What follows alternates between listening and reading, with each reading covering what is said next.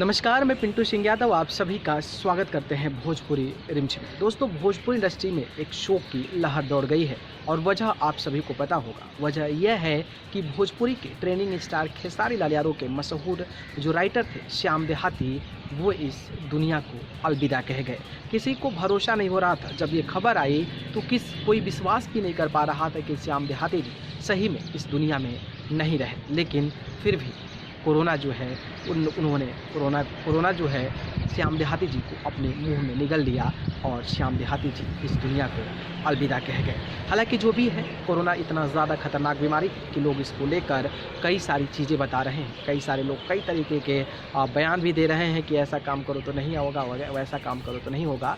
लेकिन जिसको कोरोना हो जा रहा है उसका पाछा नहीं छोड़ पा रहा है और अपने गले में लेकर क्षमा जा रहा है। लेकिन कुछ भी हो जाए, खेसारी लाल यादव जिस तरीके से कल लाइव आए थे फेसबुक पर, उन्होंने कहा कि हमने कितना भी पैसा कमाया, हमने कितना भी मेहनत किया, हमने कितना भी लाखों रुपए कमाए, लेकिन एक भाई का जान नहीं बचा पाया, जिसको लेकर खेसारी लाल यादव काफ़ी ज़्यादा भावुक अंदाज में नज़र आए और वो काफ़ी ज़्यादा इमोशनल भी फील कर रहे थे। लेकिन सबसे बड़ा सवाल उठता है ये कि क्या श्याम देहाती को कोई भी ऐसा पैदा नहीं हुआ जो उनको बचा सके। कई लोग कई तरीके की बातें कह रहे हैं। कुछ लोग कह रहे हैं कि गोरखपुर में सारी चीज़ की व्यवस्था थी, ऑक्सीजन की व्यवस्था थी, वेंटिलेटर की व्यवस्था थी, अस्पताल में बेड की व्यवस्था थी, लेकिन वहाँ पर सही समय पर, यानी कि जो समय होता है उस समय पर नहीं पहुँच पाए और बीच में ही उनका पल्स काम नहीं कर रहा था, जिसकी वजह से वो ऑक्सीजन को लेने में सक्षम नहीं हो पाए थे और इसलिए उन्होंने इस दुनिया को अलविदा किया था। तो कुछ लोगों का ये भी कहना है कि गोरखपुर 2 घंटा पहले ही पहुँच गए थे, लेकिन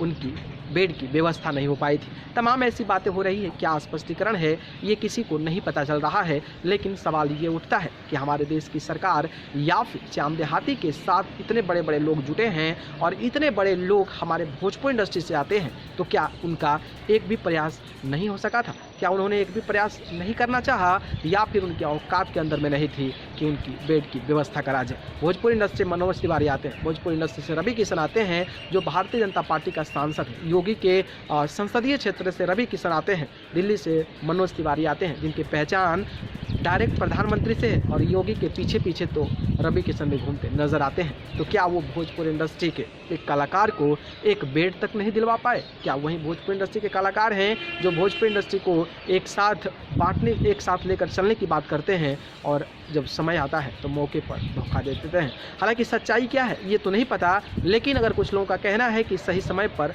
बेड की व्यवस्था नहीं हो पाई, तो कहीं ना कहीं ये सवाल उठता है कि हमारे भोजपुरी के वो दिग्गज कलाकार क्या कह रहे थे, जो कहते हैं कि हम हमेशा आपके हर दुख सुख में शामिल हैं। सुख में तो अपने चले जाते हैं, लेकिन दुख में क्यों नहीं साथ नज़र आते हैं? ये कई सारे सवाल उठते हैं। वहीं खेसारी लाल यादव का कहना है कि हमारे पास कितने पैसे थे, बहुत सारे पैसे थे, कितना भी पैसा लगता हम उन पर लगाते, लेकिन उनका हम जीवन नहीं बचा पाए। लेकिन ये नहीं बता पा रहे हैं कि हमने क्या व्यवस्था किया, हमने आखिरकार में क्या व्यवस्था किया, किससे बात की हमने और किससे बात कर कौन सी व्यवस्था कराई, ये भी अभी तक छूना पड़ा हुआ है। इसकी जानकारी अभी तक कोई नहीं दे पा रहा है। लेकिन फिर भी जिस तरीके से हमारे देश की राजनीति एक जगह तो पूरे लोगों को कोरोना की नींद में झोंका जा रहा है, तो वहीं पर आप देखते होंगे कि पंजाब कई सारे जगहों पर, यानी कि पश्चिम बंगाल से लेकर तमाम जगहों पर चुनाव भी हो रहे हैं, जहां पर मोदी जी और भी कई नेता जो कांग्रेस के नेता हैं, जो टीएमसी के नेता हैं, वो बड़े बड़े रैलियां कर रहे हैं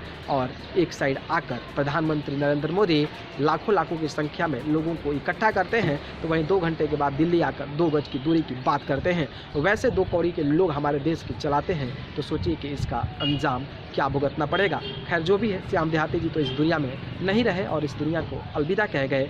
इस पर हम अब क्या ही कहें। अब जो भी है, जो होता है वो सही के लिए होता है और जो हुआ वो सही के लिए हुआ। खैर ऐसा नहीं होना चाहिए। हर व्यक्ति को रिस्पॉन्सिबल होना चाहिए और कहीं ना कहीं अपने और ख़ास करके अपने समाज के लोगों को ज़्यादा से ज़्यादा जोर देकर उनको बचाने की हर संभव प्रयास करना चाहिए। हालांकि इसकी पूरी पुष्टि नहीं हो पाई है कि आखिरकार क्या मामला है, ऑक्सीजन मिला या नहीं मिला। 2 घंटा पहले कुछ लोग कह के चले गए, मिला नहीं, लेकिन एक्चुअली में क्या हुआ है ये किसी को नहीं पता चल रहा है। जैसे भी होगी जानकारी मैं आप सभी को ज़रूर बताऊंगा। बाकी जानकारी पसंद आई तो आप ज़रूर बताइए कि आपकी क्या राय है इन सारी चीज़ों को लेकर। क्या इस तरीके से राजनीतिकरण करना चाहिए या फिर राजनीति में एक बहुत बड़े ओहदे पर होने के बाद भी अगर एक भोजपुरी के सितारा के लिए ऑक्सीजन प्रोवाइड नहीं किया जा रहा है, तो ये हमारे भोजपुरी इंडस्ट्री की शर्म की बात है। कमेंट बॉक्स के जरिए ज़रूर बताइए। धन्यवाद।